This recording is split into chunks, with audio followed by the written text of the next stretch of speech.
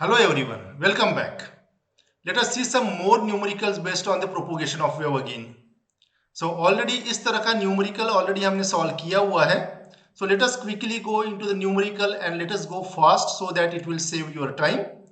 Just to increase the number of numericals on this topic, I have considered this numerical.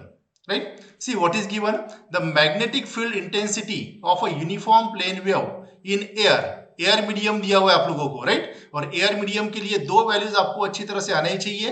Air medium में velocity of propagation is 3 × 10⁸ और air medium के लिए intrinsic impedance की value रहती है 377 Ohm's. ठीक है, तो magnetic field intensity of a uniform plane wave in air is 20 ampere per metre.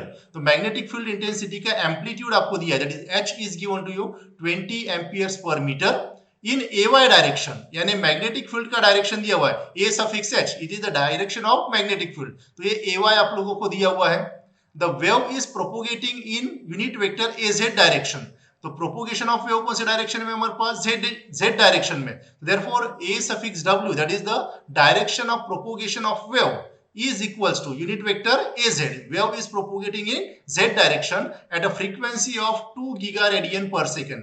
Frequency आप लोगों को दिया हुआ है, ठीक है, गीगा रेडियन पर सेकंड दिया हुआ है. इसका मतलब ये एफ नहीं है, ध्यान में रखना है.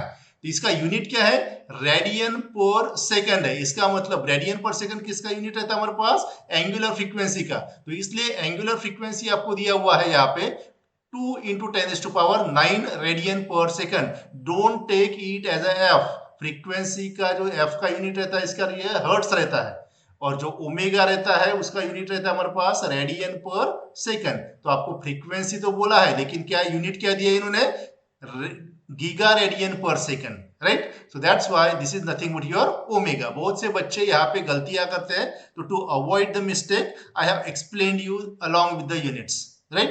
क्या कैलकुलेट करना है आपको, फाइंड द वेवलेंथ. पहला वेवलेंथ निकालना है, राइट, यानी लैम्बडा निकालना है. दूसरा फ्रीक्वेंसी निकालना है, यानी एफ निकालना है. तीसरा पीरियड निकालना है, तो टी निकालना है. Once you will get the frequency you can easily calculate the T and the amplitude and the direction of E. आपको एम्पलीट्यूड निकालना है इलेक्ट्रिक फील्ड का, और डायरेक्शन ऑफ इलेक्ट्रिक फील्ड यानी यूनिट वेक्टर ए ई आपको निकालना है, राइट? तो ऑलरेडी इस तरह का न्यूमेरिकल हमने सॉल्व किया गया है.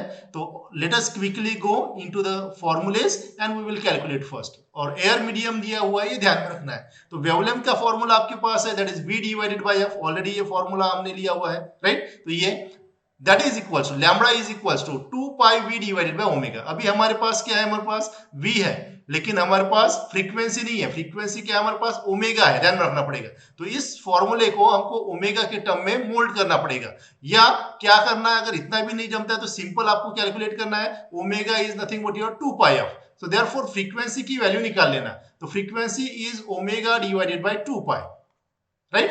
तो क्या किया है मैंने ऑलरेडी, ये v जैसे कि वैसा है, राइट? तो फ्रीक्वेंसी की जगह क्या लिखा हुआ है मैंने, ओमेगा डिवाइडेड बाय 2 पाई. तो अगर मैं इस इक्वेशन में v एफ की जगह ओमेगा डिवाइडेड बाय अगर 2 पाई अगर रख देता हूं, तो 2 पाई को मैं लेके आया न्यूमरेटर में और ओमेगा को रहने दिया डिनोमिनेटर में. So this formula can be modified as this one. Now you can put the value. 2 pi is constant.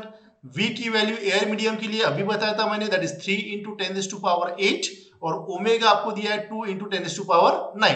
इसको अगर आप कैलकुलेट करते हो तो लैम्बडा की वैल्यू मिलेगी आपको 0.9425 मीटर्स, राइट? तो ये लैम्बडा मिल गया. दूसरा आपको मिलाना है, लैम्बडा मिलाने के बाद आपको फ्रीक्वेंसी मिलाना है, ठीक है? तो फ्रीक्वेंसी के लिए फॉर्मूला आपको पता है, that is 2 pi F. It is very simple. तो F is equal to 2 pi sorry omega divided by 2 pi. इस टर्म को इधर लेके आना है, तो आपको मिलेगा ओमेगा डिवाइडेड बाय 2 पाई. तो ओमेगा दिया हुआ है गिवन डेटा में 2 × 10⁹. 2 पाई ऑलरेडी डिनोमिनेटर में है, तो उसको डिवाइड कर देना है. तो frequency you will gate 318.3099 × 10⁶ hertz. तो पहले ये पैरामीटर निकाल के इस फ्रीक्वेंसी को आप v बाय एफ, जो लैम्बडा का एक्सप्रेशन है v बाय एफ, यहां पे भी पुट करोगे तो भी आपको सेम वैल्यू मिलेगी, ठीक है? तो थोड़ा सा ट्विस्ट करके मैंने यहाँ पे फॉर्मूला यूज किया हुआ है, but don't get confused, right? Frequency अगर एक बार मिल जाती है तो आपको पता है time period is 1 divided by frequency. It is the well known formula for any AC signal, right, या AC wave. So therefore frequency मिला हुआ है तो 1 डिवाइडेड बाय उस फ्रीक्वेंसी की वैल्यू रख दीजिए 318.3099 into 10⁶, जो लास्ट स्लाइड में हमको मिला हुआ है. You can see this one, right. And if you calculate this value, time period आपको मिलेगा 3.1416 into 10⁻⁹, और you can write down t is equal to 3.1416 nanoseconds, right? So you can express in nanoseconds also. So this is time period. It is also easy parameter. And lastly you have to find out E. ठीक है, H दिया हुआ है आपको, magnetic field intensity की amplitude आपको दिया हुआ है. E निकालना है तो आपका well known formula eta is equals to E by H, right.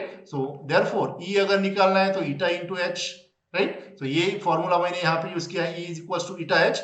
ईटा की वैल्यू एयर मीडियम के लिए 377, H दिया हुआ है आपको 20 amperes per metre. Already given data में हमने कलेक्ट किया था इसको, और ये E की वैल्यू अगर आप निकालते हो तो ये हो जाएगा 7540 वोल्ट्स पर मीटर, राइट. तो E भी आप लोगों को मिल गया. हर एक न्यूमेरिकल में जनरली ये पैरामीटर हमने कैलकुलेट किया ही है, ये फॉर्मूला यूज किया ही है, ठीक है. अभी आता है टिपिकल पार्ट, आपको बताएं, ठीक है. The electromagnetic wave is a combination of electric field and magnetic field, right? So the cross product of the direction of electric field and the direction of magnetic field, that will give you the direction of propagation of wave, right? तो already AE अगर आपको निकालना है तो AH आपको right hand side में लेके आना है. तो ऑलरेडी AY क्रॉस AZ अगर आप पते हो, क्योंकि ऑलरेडी आपको दिया हुआ है, ठीक है. डायरेक्शन ऑफ AH आपको दिया हुआ है. इफ यू सी,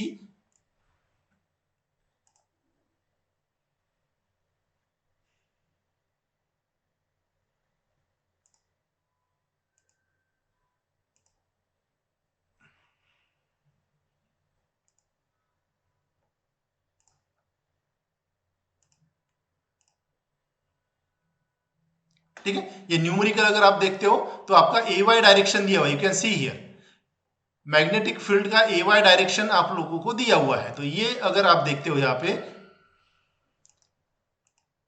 ये देखिए AH cross AW, AE is AH cross AW. या ये भी अगर नहीं जानता तो क्या पता है आप लोगों को, ऑलरेडी बताया मैंने. AW कौन सा दिया आपका, Z डायरेक्शन, राइट. AH क्या दिया हुआ है आप लोगों को, AH दिया हुआ है आपका Y डायरेक्शन. तो आपका किसके साथ क्रॉस प्रोडक्ट लोगे तो आपका रिजल्ट AZ मिलेगा. Normally it is AX direction के साथ अगर क्रॉस प्रोडक्ट लेता हूं AY का, तभी आपको Z डायरेक्शन मिलेगा. इसलिए vector AE is equals to AX. तो इसको इस तरह से भी कंसीडर कर सकते हैं, या ये जो स्टेप लिखा है मैंने उस स्टेप से भी आप जा सकते हो, ठीक है. तो ये हो जाएगा हमारे पास direction of electric field intensity. Hope ये न्यूमेरिकल आपको समझा होगा. इसी तरह का न्यूमेरिकल ऑलरेडी हमने लिए हुए हैं, तो समझने में ज्यादा डिफिकल्टी नहीं होगी, right. So that's all for this video. Thank you very much.